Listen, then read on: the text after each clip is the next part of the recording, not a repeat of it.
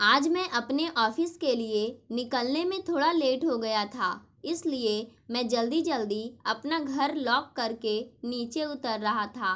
तभी मेरी नज़र नीचे वाले फ्लैट पर पड़ी। उसके बाहर सामान पड़ा देखकर मैंने राहत की सांस ली, क्योंकि बहुत समय से खाली पड़े उस फ्लैट के कारण पूरी बिल्डिंग में एक मायूसी का माहौल बना रहता था।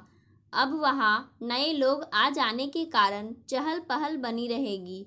मुझे यह सब सोचकर बहुत अच्छा लगा। फिर दिन तो मेरा काम करते करते बीत गया और शाम होने पर जब मैं घर पहुँचा तब फिर से मेरी नज़र उस फ्लैट पर पड़ी। उस फ्लैट में अब भी पहले जैसी ही शांति थी।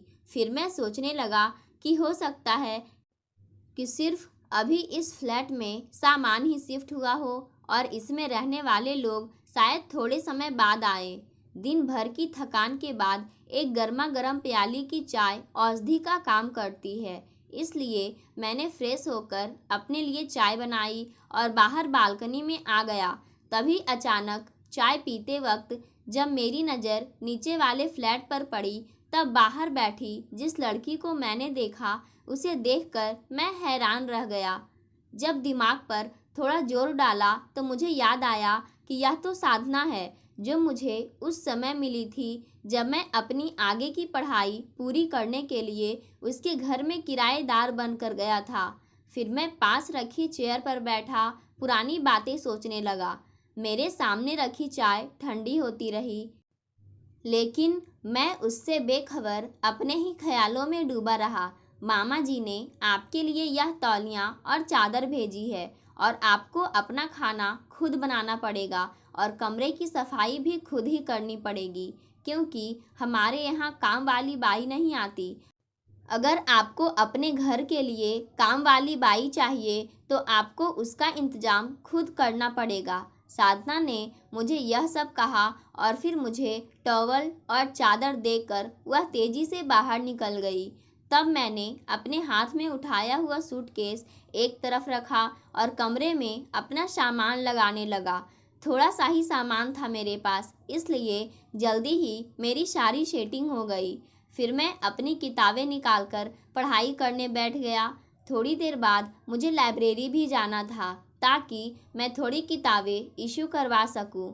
अरे, कम से कम सफ़र की थकान तो उतार लेते, ऐसे पढ़ने की भी क्या जल्दी है। अचानक उस लड़की का स्वर उभरा था। मैं यहाँ मौज मस्ती करने नहीं आया हूँ, बहुत जिम्मेदारियाँ हैं मेरे सिर पर। थोड़े समय बाद मेरा इंटरव्यू है। अगर मैं उसमें सफल नहीं हो पाया तो मेरा यहाँ आना भी बेकार हो जाएगा, मैंने किताब पढ़ते हुए कहा। मेरी यह बात सुनकर तेजी से वह बाहर चली गई।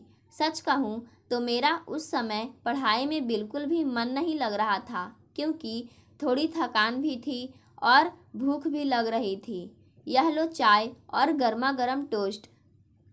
मामी मंदिर गई है, इसलिए तुम्हारे लिए बना लाई।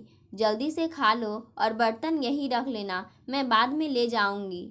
इतना कहकर वह फिर से गायब हो गई। चाय और टोस्ट खाते वक्त मैं साधना के बारे में ही सोच रहा था। ना चाहते हुए भी मैं उसके प्रति एक लगाव महसूस करने लगा था। फिर अचानक मैंने अपनी इस सोच पर विराम लगाया और पुनः पढ़ाई करने बैठ गया, क्योंकि मैं जानता था कि अगर मैं अपने लक्ष्य से भटक गया तो यह मेरे लिए कदापि अच्छा नहीं होगा। फिर बीते समय के साथ मेरा और साधना का एक अनजान रिश्ता बनता जा रहा था। जब जब मैं समय कम होने के कारण अपना रूम साफ नहीं कर पाता था, तब वह चुपके से आकर मेरा कमरा साफ कर जाती थी। सुबह के समय मैं जैसे तैसे अपने नाश्ते के पराठे और रात के खाने के लिए 3-4 रोटी सेक कर रख देता था, क्योंकि मैं जानता था कि दिन भर की थकान के बाद मैं रात का खाना नहीं बना पाऊंगा। इसलिए ही तो रात में कभी कभी ही सब्जी बन पाती थी, या तो मैं बाजार से कोई सब्जी पैक करवा ले आता था या फिर अचार से ही खा लेता था।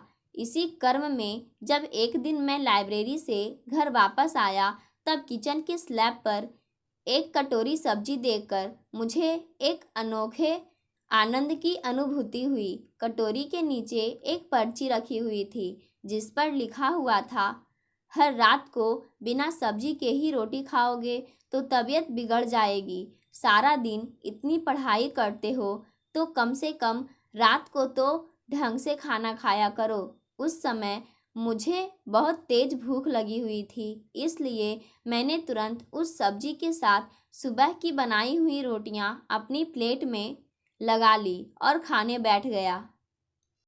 सही में सब्जी बहुत स्वादिष्ट बनी हुई थी। ना जाने कितने दिन बाद मुझे आज खाने में स्वाद आया था। उसके बाद तो ना जाने कितनी बार साधना चुपके से एक कटोरी सब्जी बचाकर मेरी किचन में रख जाती थी। धीरे धीरे बीत रहे समय के साथ मुझे पता चला कि साधना अनाथ है, इसलिए वह अपने मामा मामी के पास रहती है। वैसे तो साधना कॉलेज जाती है, लेकिन उसकी मामी घर की सारी जिम्मेदारियां उस पर सौंप कर इसी कोशिश में लगी रहती है कि उसकी पढ़ाई किसी तरह से रुक जाए। वैसे उसके मामा अच्छे हैं, लेकिन मामी के आगे उनकी एक नहीं चलती। उसकी मामी उस पर बहुत जुल्म करती थी, इसलिए ही तो मैंने कई बार साधना को अकेले में रोते हुए देखा था। उसे इस तरह रोते देखकर मुझे बहुत दुख होता था, लेकिन मैं भी मजबूर था क्योंकि मैं उसे कोई भी झूठा दिलासा नहीं दे सकता था। फिर वह दिन भी आया जब मेरा इंटरव्यू क्लियर हो गया।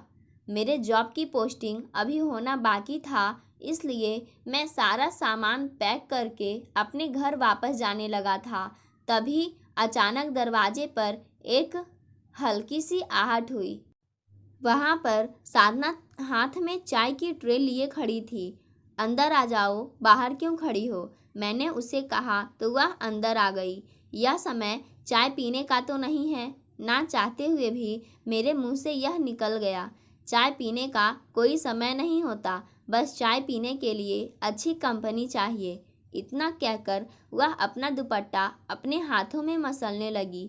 मैं समझ चुका था कि साधना मुझे क्या कहना चाहती है, लेकिन मैं फिर भी अनजान बना रहा क्योंकि अभी मेरी पोजीशन ऐसी नहीं थी कि मैं साधना का हाथ थाम सकूं। वहाँ गांव में बीमार पिता, छोटे भाई बहन सभी की जिम्मेदारी मेरे कंधों पर थी और वैसे भी मुझे ऐसे जीवन साथी की तलाश थी जो मेरे साथ कदम से कदम मिलाकर चल सके, ना कि मुझ पर निर्भर रहे। अब तो तुम्हारी जल्दी ही नौकरी भी लगने वाली है। अगर मेरे बारे में मामी से बात करो तो वह तो इस रिश्ते के लिए तुरंत हाँ कर देगी, क्योंकि उनके लिए तो मैं सिर्फ एक बोझ हूँ। इतना कहकर वह रोने लगी थी।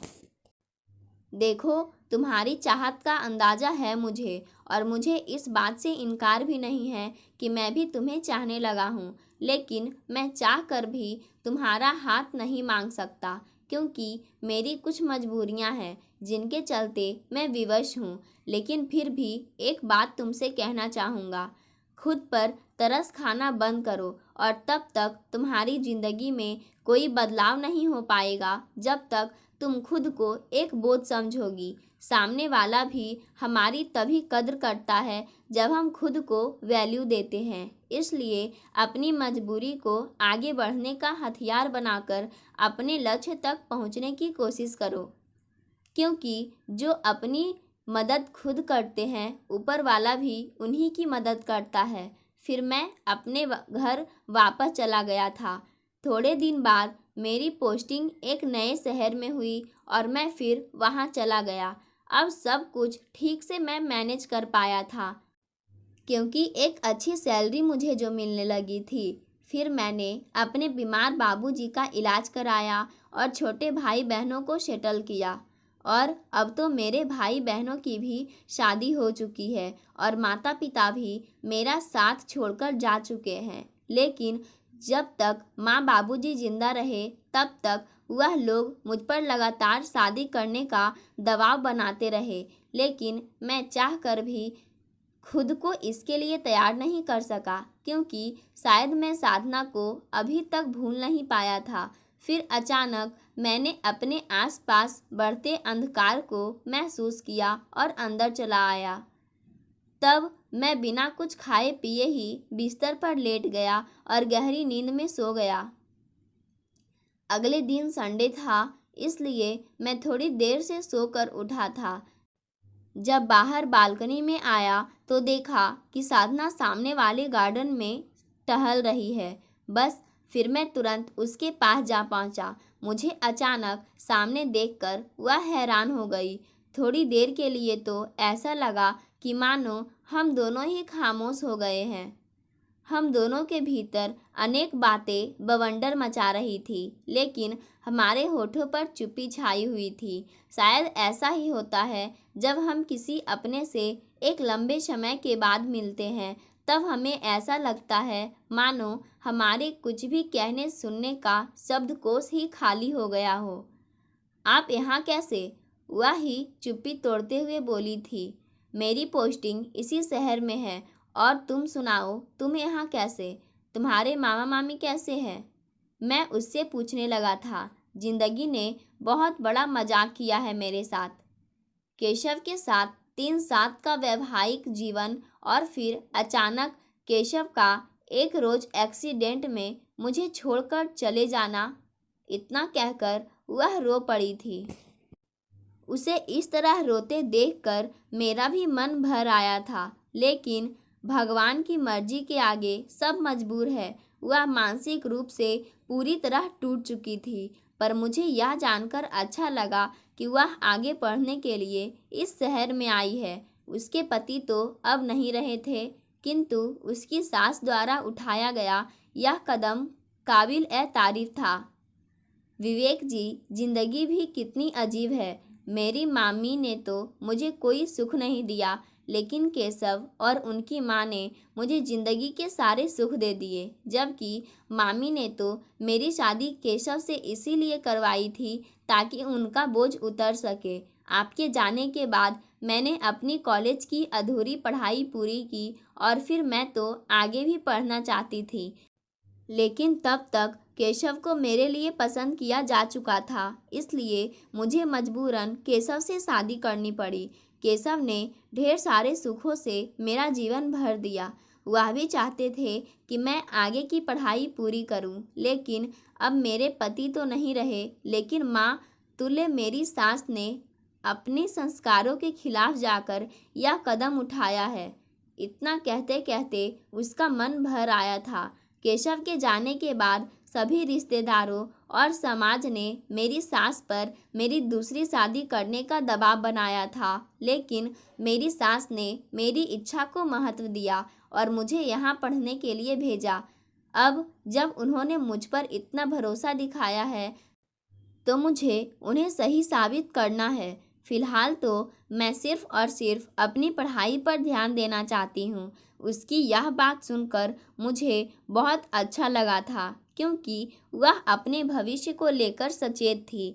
फिर बीत रहे समय के साथ हम दोनों नज़दीक आने लगे थे। वैसे तो हम दोनों ही बिजी शेड्यूल होने के कारण व्यस्त ही रहते थे, लेकिन फिर भी हम दोनों पड़ोसी तो थे ही। बस इसी वजह से हमारी मुलाकात अक्सर हो जाती थी। धीरे धीरे साधना खुलने लगी थी। मेरे प्रति उसका खुश्क स्वभाव अब बदलने लगा था। पतझड़ के बाद आगमन होने लगा था बसंत का। उसके दिल का तो मुझे पता नहीं, लेकिन मेरे भीतर एक नया बदलाव जन्म लेने लगा था। इस बार पहल करने की मेरी बारी थी, इसलिए ही तो मौका देखकर मैंने एक दिन अपने मन की बात उसके सामने रख दी थी। आपकी भावनाओं की कदर है मुझे, लेकिन मेरा मन अभी इसके लिए तैयार नहीं है। शायद मेरा मन तो केशव के साथ ही चला गया है। बस रह गया है तो यह निर्जीव शरीर। उसकी आंखें नम हो गई। साधना, तुम्हारे दुख का अंदाजा है मुझे, लेकिन कब तक अपने खाली मन को समेट कर चलती रहोगी? कभी तो उसमें प्यार भरी उष्मा का संचार करना पड़ेगा। मैं अचानक ही उत्तेजित हो गया था। आपका कहना सही है, परंतु मुझे शायद अभी थोड़ा और वक्त लगेगा, क्योंकि मेरे भीतर की जमीन पथरीली हो चुकी है। जब तक मानसिक रूप से मैं खुद को तैयार नहीं कर पाती, तब तक शायद मेरा मन ऐसे ही दुखी रहेगा। अब शायद कुछ और कहने सुनने को नहीं बाकी था, इसलिए मैं चुपचाप उठकर बाहर आने लगा था। विवेक जी, क्या एक स्त्री और पुरुष शादीशुदा होने के बाद ही एक रिश्ते को नाम दे पाते हैं?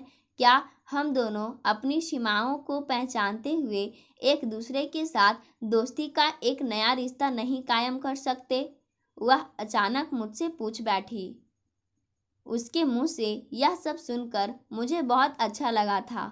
हाँ, क्यों नहीं, तुम्हारी यह सोच बिल्कुल सही है, लेकिन इसके लिए मुझे हर रोज़ डिनर में तुम्हारे हाथों की बनी एक कटोरी सब्जी अवश्य चाहिए, क्योंकि मैं तो आज तक तुम्हारे हाथ का स्वाद भूल नहीं पाया हूँ। मैं बातचीत का रुख बदलने के इरादे से बोला था। हाँ, क्यों नहीं, अब तो मेरे हाथों का बना डिनर आपको रोज खाने को मिलेगा। इतना कहकर वह हंस पड़ी थी। इससे पहले कि मैं कुछ कहता, वह अचानक बोल पड़ी थी। अपनी सोसाइटी के बाहर बनी छोटी सी चाय की टपरी देखकर मुझे आपकी बहुत याद आती है, लेकिन मैं अकेली होने के कारण कभी वहाँ नहीं गई। तो चलो आज चलकर साथ साथ चाय पीते हैं। चाय और इस समय? मैं अचानक उससे पूछ बैठी। चाय पीने का कोई समय नहीं होता, और चाय का मज़ा तो तभी आता है जब साथ देने वाला भी आपके जैसा हो। उसके चेहरे पर अचानक ही एक मुस्कान उभर आई थी। ऐसी बात है तो चलो अभी कड़क चाय का मज़ा लेते हैं और साथ में गर्मा गर्म मक्खन वाला टोस्ट भी खाएंगे। इतना कहकर मैं ज़ोर से हंस दिया था। थोड़ी देर बाद हम दोनों उस छोटी सी चाय की टपरी पर बैठकर गर्मा गर्म चाय का मज़ा ले रहे थे। सच में साथ का मक्खन वाले टोस्ट ने तो चाय का मज़ा ही दुगना कर दिया था। एक प्यारा सा दोस्ती का रिश्ता पनप रहा था हम दोनों के बीच। अब हमारे इस रिश्ते का क्या भविष्य होगा हम दोनों नहीं जानते, लेकिन हमारे पास आज जो है वह बहुत सुंदर है। हमारे लिए तो यही सुखद है। फिर चाय पीने के बाद हम दोनों अपने अपने घरों को चले गए थे। समय अपनी गति से चलता रहा और देखते देखते हमने 6 महीने ऐसे ही एक दूसरे के साथ चाय पीते हुए बिता दिए। इन 6 महीनों में हम दोनों एक फैसला ले चुके थे कि आगे की ज़िंदगी अच्छे से बिताने के लिए हमें शादी कर लेनी चाहिए। पाठकों, आज की कहानी यहीं समाप्त होती है। धन्यवाद।